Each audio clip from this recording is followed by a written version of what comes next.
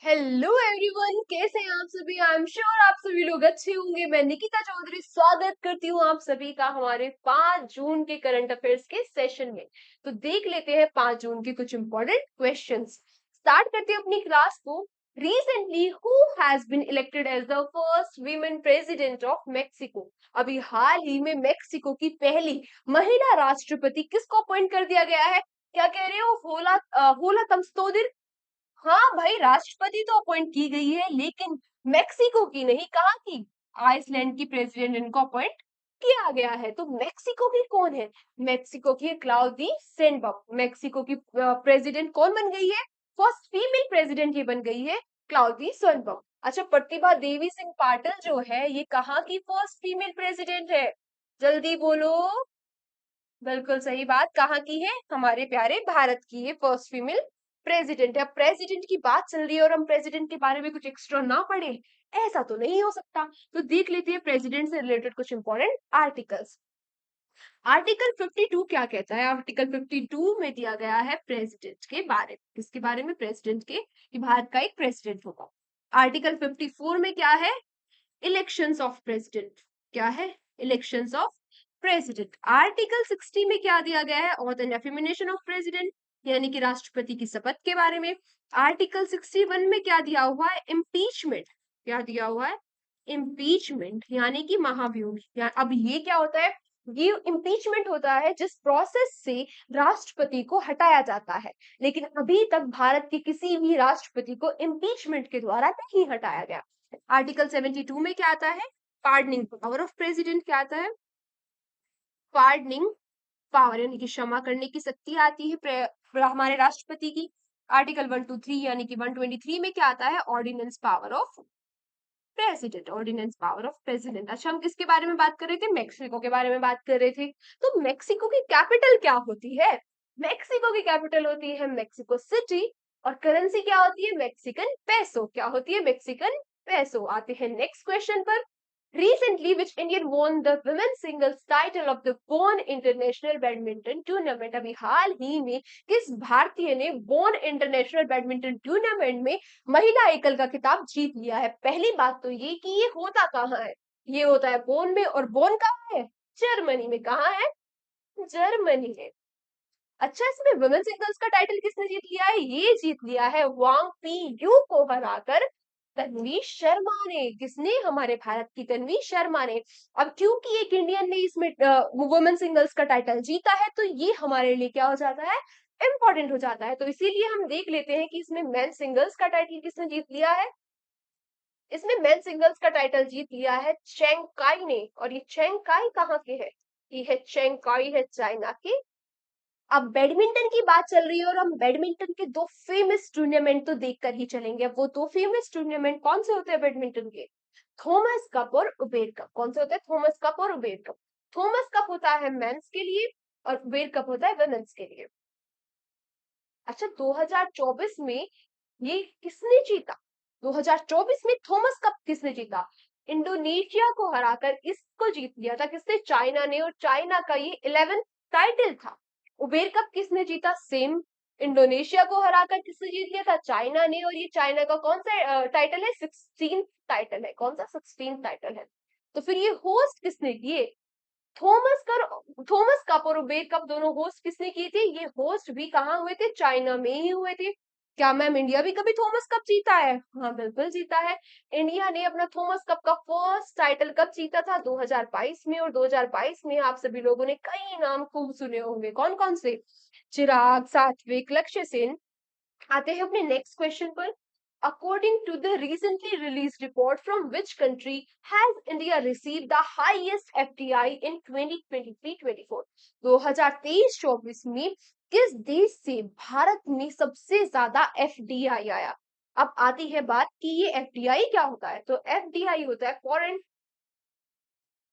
Foreign direct investment. ये होता है क्या? Foreign direct investment. तो सबसे ज्यादा फॉरेन डायरेक्ट इन्वेस्टमेंट भारत में कहां से आया? तो सबसे ज्यादा कहां से आया? सिंगापुर से। तो फर्स्ट नंबर पे है सिंगापुर, सेकंड पे है मॉरिशियस और थर्ड पे है यूएसए। लगभग लगभग कितना एफडीआई आया भारत में, तो ये लगभग लगभग कितना आया, 44.4 बिलियन डॉलर। कितना आया, 44.4 बिलियन डॉलर। आते हैं अपने नेक्स्ट क्वेश्चन पर। Recently which football club has won 2023-24 UEFA championship league trophy? अभी हाल ही में किसने 2023-24 के लिए यूईएफए चैंपियनशिप लीग ट्रॉफी को जीत लिया है? तो ये किसने जीत लिया है? ये जीत लिया है रियल मैड्रिड ने। किसको हराकर? प्रो रशिया डॉर्टमुंड को हराकर ये जीत लिया है। मैम ये यूईएफए क्या होता है? तो यूईएफए के बारे में देख लेते हैं। जो ये यूईएफए होता है, ये होता है union of European football association. कब बना था? 15 जून 1954 को ये बनाया गया था। इसमें 55 मेंबर्स है। कितने मेंबर्स है? 55 मेंबर्स है। हेडक्वार्टर कहाँ है? ये है न्योन, स्विट्जरलैंड में। कहा है? न्योन, स्विट्जरलैंड में। Next, recently which Indian cricketer has announced retirement from all forms of cricket? अभी क्रिकेट की सभी फॉर्म से रिटायरमेंट लेने वाला किस इंडियन क्रिकेटर ने रिटायरमेंट अनाउंस कर दिया है? तो ये किसने कर दिया? ये कर दिया है केदार जाधव जी ने। इन्होंने 2014 में अपना डेब्यू किया था। ये 73 ओडीआई मैचेस खेल चुके हैं। साथ ही साथ ये 9 T20 मैचेस भी खेल चुके हैं। वैसे इनके साथ साथ दिनेश कार्तिक ने भी अनाउंसमेंट अपना रिटायरमेंट अनाउंस कर दिया है। तो इन दोनों ने ही अपना रिटायरमेंट अनाउंस कर दिया है। आते हैं अपने नेक्स्ट क्वेश्चन पर। Recently, how many medals did India win in Taiwan Athletics Open? Taiwan athletics open में भारत ने कितने मेडल जीते?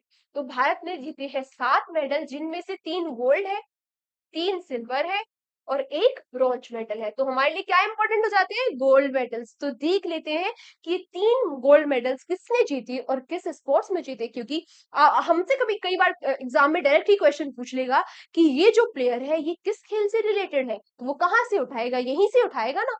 तो देख लेते हैं कौन कौन जीते ये 3 गोल्ड। ये 3 गोल्ड लाए गए किसके द्वारा? डीपी मनु लेके आए जेवलिन थ्रो में, नैन जेम्स लेके आए लॉन्ग जंप में और अंकेश चौधरी लेके आए 800 मीटर की रेस में।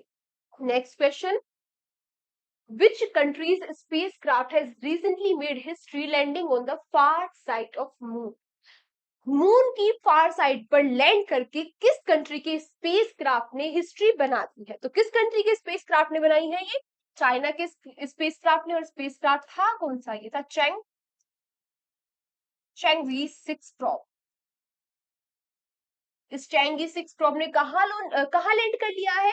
मून की फार साइड पर। अब ये वहां से कुछ सैंपल कलेक्ट करेगा मून की स्टडी के लिए, जो काफी हेल्पफुल होने वाले हैं। वैसे चाइना की स्पेस एजेंसी का क्या नाम है? चाइना की स्पेस एजेंसी है सीएनएसए। सीएनएसए का क्या मतलब हुआ?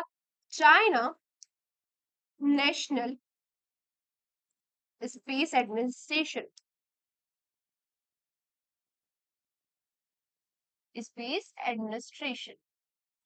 अच्छा, तो चाइना की जो ये मिशन था, इसने कहां पर लैंड कर लिया है? मून की फार साइड पर। अब मून के बारे में बात चल रही है और हमें चंद्रयान 3 याद ना आए, ऐसा तो नहीं होगा भाई।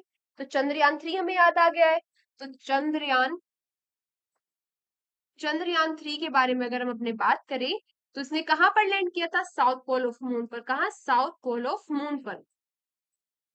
और साउथ पोल ऑफ मून पर लैंड करने वाला भारत क्या बन गया था? फर्स्ट कंट्री बन गया था वर्ल्ड में। इसमें जो लैंडर था उसका नाम क्या था? लैंडर का नाम क्या था? विक्रम। और जो रोवर था, रोवर का नाम क्या था? प्रज्ञान। क्या नाम था रोवर का? प्रज्ञान। ये चीजें भी क्या हो जाती है? इंपॉर्टेंट हो जाती है। Next question, recently which country has launched it's first space agency? अभी हाल ही में किस कंट्री ने अपनी पहली स्पेस एजेंसी लॉन्च कर दी है? तो किसने कर दी है? ये कर दी है साउथ कोरिया ने। और इनका विजन है कि ये 2045 तक कहां पर पहुंच जाएंगे? मार्स पर पहुंच जाएंगे। वैसे इन्होंने अपनी स्पेस जो एजेंसी लॉन्च की है, उसका नाम क्या दिया है? उसको नाम दिया है KASA। अब ये KASA का मतलब क्या हुआ? KASA का मतलब हुआ कोरिया एरोस्पेस एडमिनिस्ट्रेशन। एडमिनिस्ट्रेशन। अच्छा, अगर हम बात करें साउथ कोरिया के बारे में, तो साउथ कोरिया की कैपिटल क्या होती है? साउथ कोरिया की कैपिटल होती है शॉल। और करेंसी क्या होती है? करेंसी होती है वॉन। ये चीजें भी आपको याद रखनी है। Next question, where was the Shangri-La dialogue held recently. तो संग्रीला डायलॉग कहाँ होता है? तो संग्रीला डायलॉग हर साल होता है संग्रीला होटल में, और ये संग्रीला होटल कहाँ है? ये है सिंगापुर में। अच्छा, ये होता क्यों है? ये होता है, ये एशिया की सिक्योरिटी समिट है और भारत भी इसका सदस्य है, यानी कि भारत भी इसमें पार्टिसिपेट करता है। Next question. अच्छा, आज की क्लास यहीं तक थी। Thank you so much. Thank you so much everyone, हमारे साथ सेशन में आखिरी तक बने रहने के लिए। अभी लास्ट में आप सभी लोगों के लिए दो लाइन। इंतजार करने वालों के हाथ उतना ही आता है, इंतजार करने वालों के हाथ उतना ही आता है जितना कोशिश करने वाले छोड़ देते हैं। इसीलिए कोशिश हमेशा जारी रखिए, बैठकर इंतजार ना करें। कल आपसे फिर मुलाकात होगी इसी सेशन में, तब तक के लिए अपना ध्यान रखिए। Tata, bye bye.